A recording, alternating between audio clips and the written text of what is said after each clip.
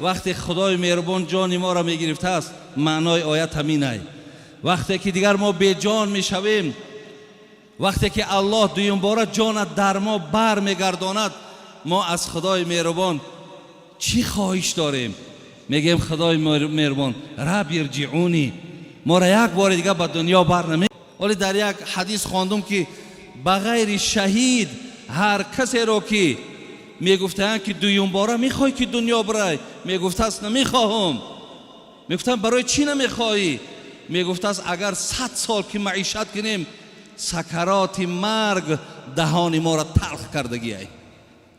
یعنی آن مشکلاتی را که ما در حالت مرگ کشیدگیم، هیچ وقت بازگشتی به سوی دنیا دیگر نمیخواهیم. السلام علیکم و رحمت الله و برکاته. برادران هم کسا خوبید اینجا. نما الحمدلله های طرف گرانیست اومدیم. صبح سلامت خطی. این برادران 3 نفر ریس کرده بود. جان سلام علیکم، چه گذشتی اخه؟ ساعت روز اخه صبح سلامت رفتیم، صبح سلامت اومدیم. بودموی بی داکمنت هم داشتیم، گشتیم صبح سلامت. بودموی شترافدار هم بودن، همش گشتن اومد. چه گذشتی جان؟ یکو پرابلم هم. بوبی ایشون؟ سلام علیکم و رحمت الله و برکاته. برادران مردم من الحمدلله اگین یکو خدمت اومدیم، اومدین اکه در پیش میده که بگه که یکم مدرانه موبایل هم 3-4 ساعت спокойно اومدیم.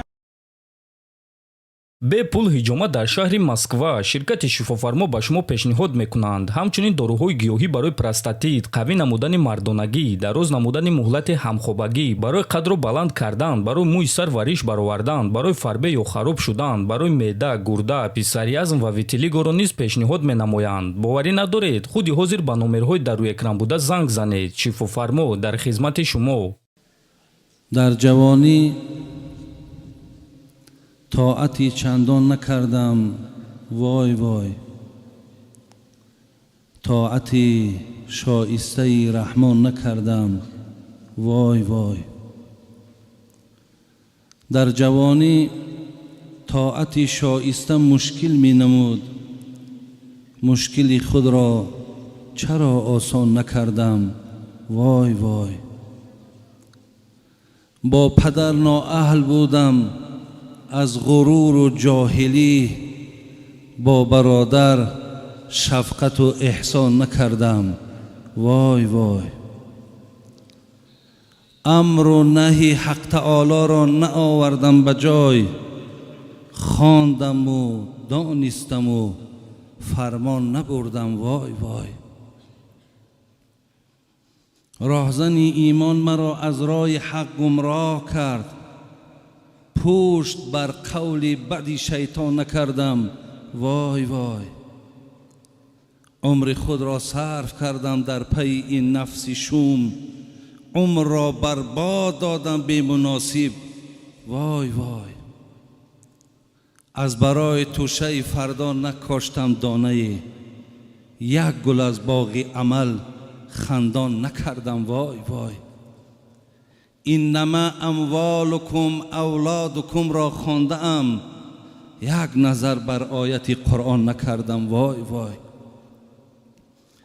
در پی نیکان نرفتم چون سگ اصحاب کهف، در پی نیکان نرفتم چون سگ اصحاب کهف، چند روز خدمت مردان نکردم، وای وای.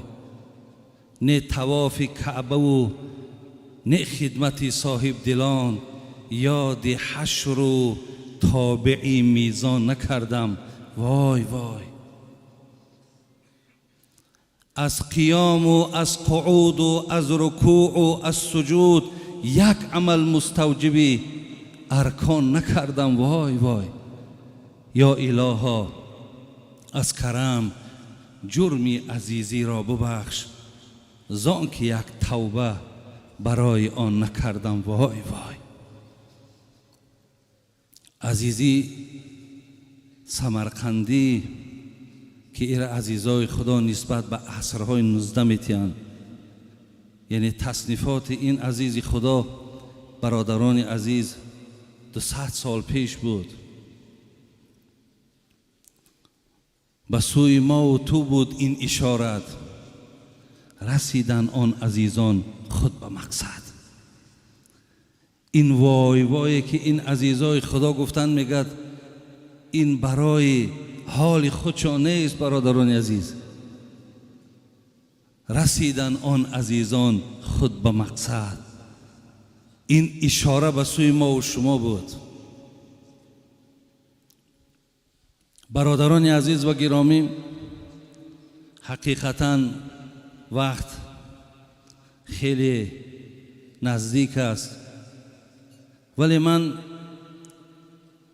به طریق یک سوال برای شما یک صحبتی دارم. اگر برادران عزیز و گرامی از همه شما سوال کنند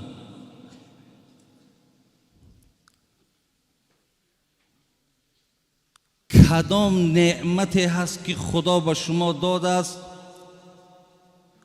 و در بین اون دادگی های خدا با ارزشترینش همون است؟ کدام نعمت خدا وقتی نصیب شما شد و در بین اونها قیمتترین همون نعمت کدام است؟ برادران عزیز، الله مهربان در سوره مبارکه ابراهیم آیت 34 میگد و این تعد نعمت الله لا تحصوها. الله را ببینین، ماها را کم ترک با یک بیاد ما میاره که به پروای بد نباشیم، به اهمیتی بد نباشیم.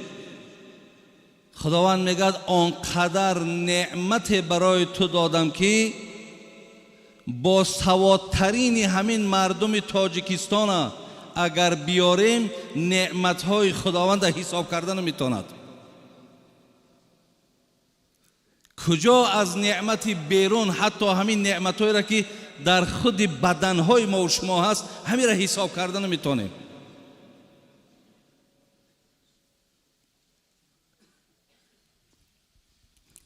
پس برادران عزیز و گرامی، همین است که حبیب خدا گفتند عملهای شما را جنت نمیبرد.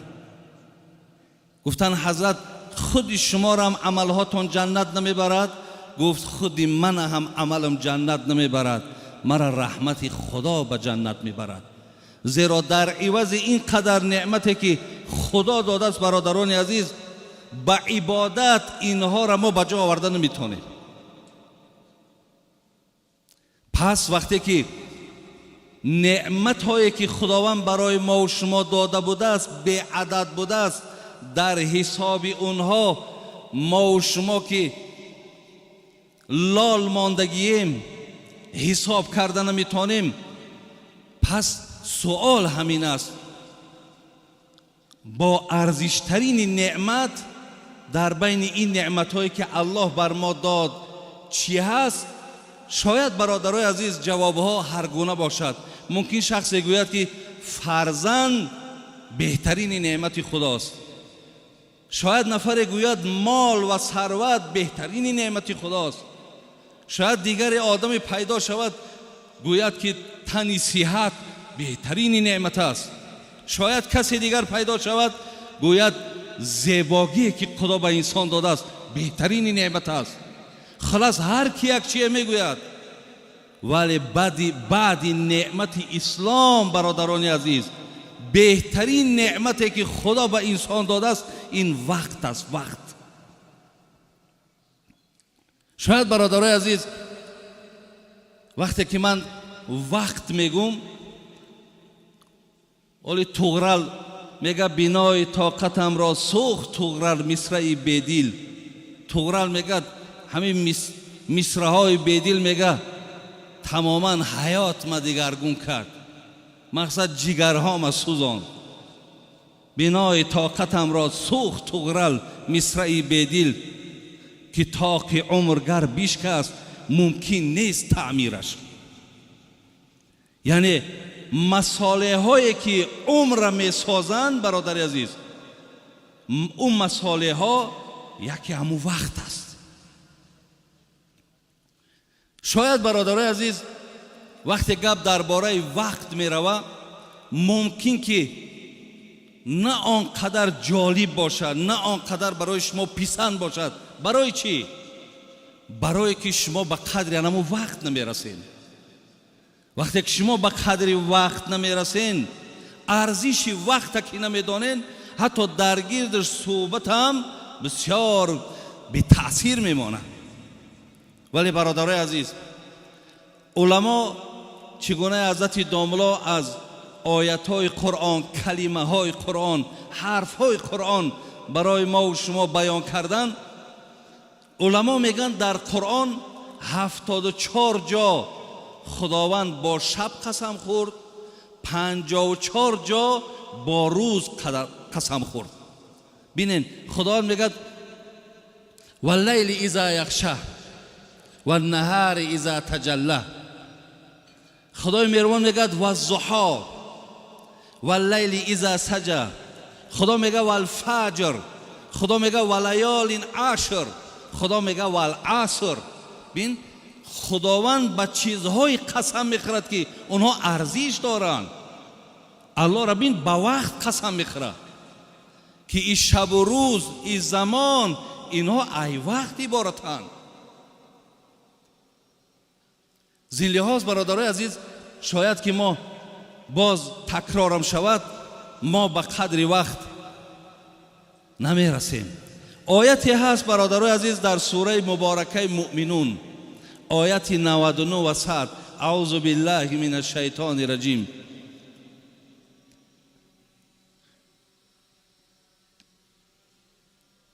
اذا جاء احدهم الموت قال رب ارجعوني لعلی اعمل صالحا فيما تركته كلا انها كلمة هو قائلها ومن ورائهم برزخ الى یوم یبعثون. صدق الله العظیم. برادرای عزیز، وقتی خدای مهربان جان ما را میگرفته است، معنای آیت همین است.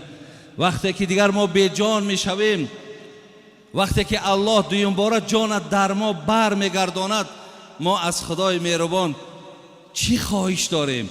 میگیم خدای مهربان رب ارجعونی، ما را یک بار دیگه به دنیا بر نمیگردانی. برادر عزیز، این دنیا چی دارد که ما برای این از خدای مهربان بازگشت دویم بار داریم؟ ولی در یک حدیث خواندم که بغیر شهید هر کسی رو که میگفتن که دویم بار میخوای که دنیا برای، میگفته است نمیخواهم. میگفتن برای چی نمیخوایی؟ میگفته است اگر 100 سال که معیشت کنیم، سکرات مرگ دهان ما را تلخ کردگی ای. یعنی آن مشکلاتی را که ما در حالت مرگ کشیدگیم، هیچ وقت بازگشتی به سوی دنیا دیگر نمیخواهیم. ولی حضرت مولوی خدا رحمت کند جنونی را میگه همه لذات این فانی به می خوردن نمی ارزد.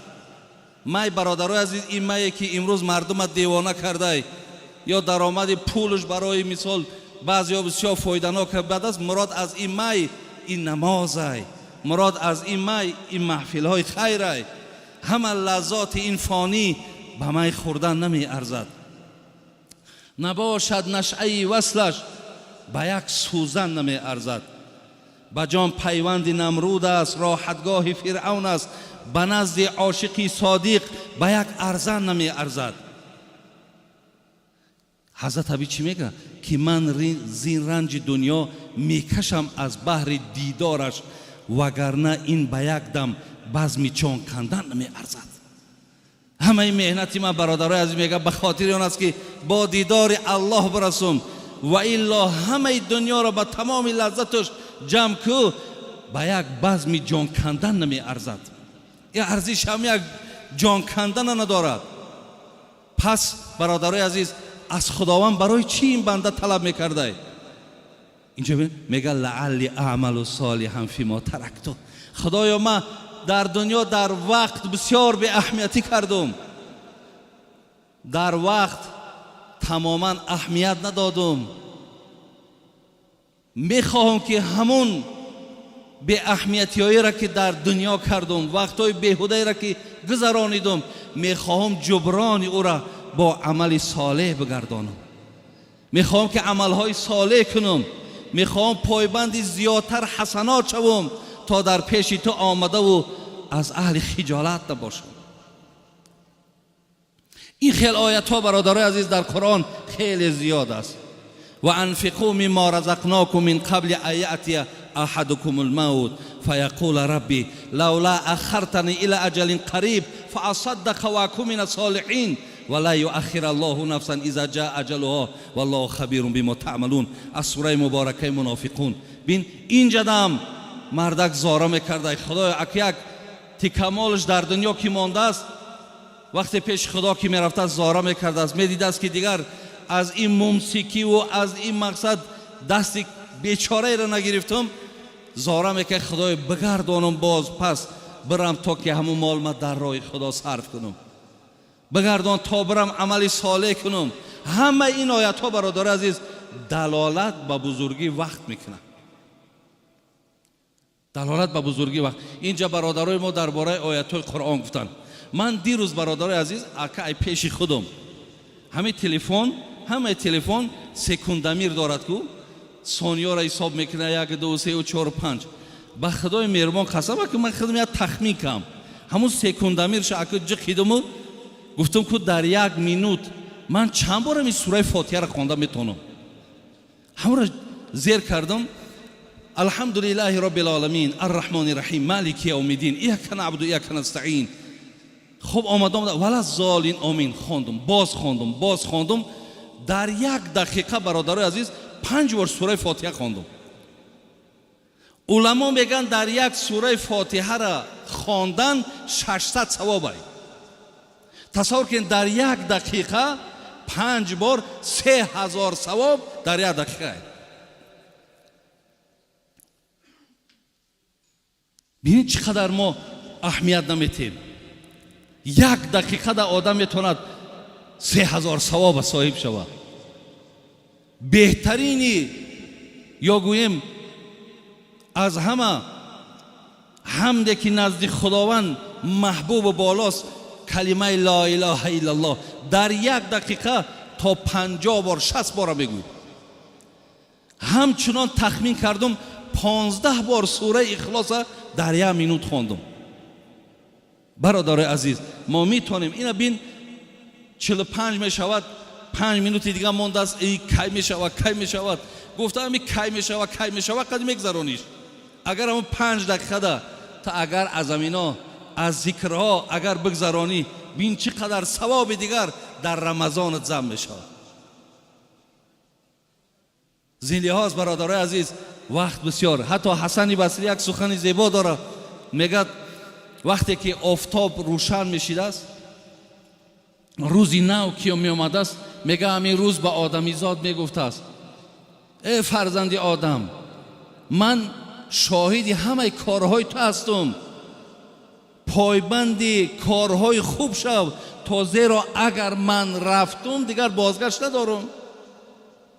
حقیقتا برادرای عزیز وقت کشتن وقت گذرانیدن راهاش زیاده ولی وقت زنده کردن راه نداره. وقت کشی آسانه ولی وقت زنده کردن نیست برادرای عزیز و گرامی. یک قصه شیخ سعدی میارد میگه ز عهد پدر یاد دارم همه، ز عهد پدر یاد دارم همه که باران رحمت بر او هر دمی. در آوان طفلیم لوح و دفتر خرید، ز بهرم یکی خاتم زر خرید. شیخ سعدی میگه خدا که پدر ما رحمت و مغفرت کنه دست ما گرفت میگه و بردکم مقصد بازار کتابم خرید، لوازمات مثال تعلیمی را گرفت، حتی یه لوح هم برای قرآن خوانیم گرفت. ولی دادرای عزیز ما و شما عجیب شدگیم، همین قدر قرآن خوانی دور شدگیم. نمیدانم برای چی سببه که شما قرآن نمیخوانیم. یک نفر میگه نزد حضرت انس روایت میکنه میگه یک کس پیغمبر گفت هل تزوجت، زن گرفتی؟ گفت والله لا، گفت ما عندي ما اتزوج به. حضرت قسم به بزرگی خدا زن ندارم، یک یگان مالی ندارم زن بگیرم. برادر از پیغمبر چیز گفت؟ گفت الیس لک قل هو الله احد. گفت سوره قل هو الله احد میدونی؟ گفت بله. گفت ثلث القرآن، این سیاق قرآن است. گفت الیس لک اذا جاء نصر الله والفتح، سوره اذا جاء را میدونی؟ گفت میدونم. گفت ربع القرآن، این چهارک قرآن است. همچنان گفت سوره کافرون میدونی؟ گفت میدونم. گفت ربع قرآن است، چهارک قرآن است. گفت سوره اذا زلزلت هم میدونی؟ گفت میدونم. گفت این از چهارک حصه قرآن است. بعد حضرت آخر گفت تزوج، زن بگی. مقصد زیاد که سوره قرآن، زیاد که تلاوت قرآن، یعنی از مال از زن و ای فرزند ده گفت تلاوت قرآن مهمتر است.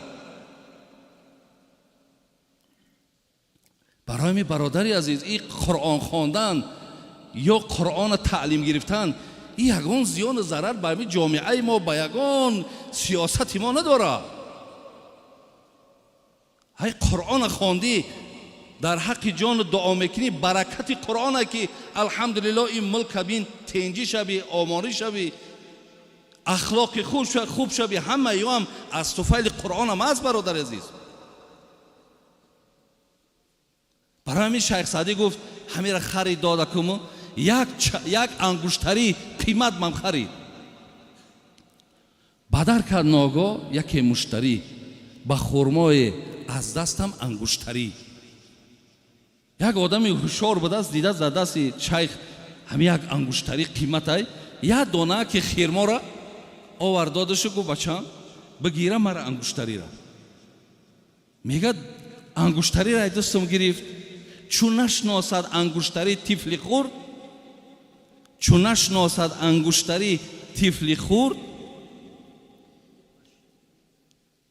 لبه با شیرینی از وی توانند برد. با شیخ سعدی گفت وقتی که من که کودک، مقصد طفل چی میدونه انگشتری چی است، چی مقدار ارزش داره، با یک دانه شیرینی انگشتری را مرده گرفت بر رفت. لیکن مقصد حضرت چی است؟ تو هم قدر عمر خود نشناختی. ببین تو هم قدر عمر خود نشناختی که در عیش شیرین برانداختی. میگه شما هم میگه همین خیل، شما هم رنگ همون کودکی که انگشتری را قدرش ندانست، شما هم به قدر همین عمرتان، به قدر همین وقتان نرسیده، نشناخته. زین لحاظ برادرای عزیز، اکو در این نسبت صحبت ها زیاد است. از این لحاظ من انشاءالله امیدم همینه که شما به قدر همون وقتی که میگن خب انشاءالله شما میرسین، احترامی مثال به وقت دارین، قدر وقت میکنین و در برابرش خدا خواهد شما نزد خداوند پاداش و ثوابتان میگیرید. برادران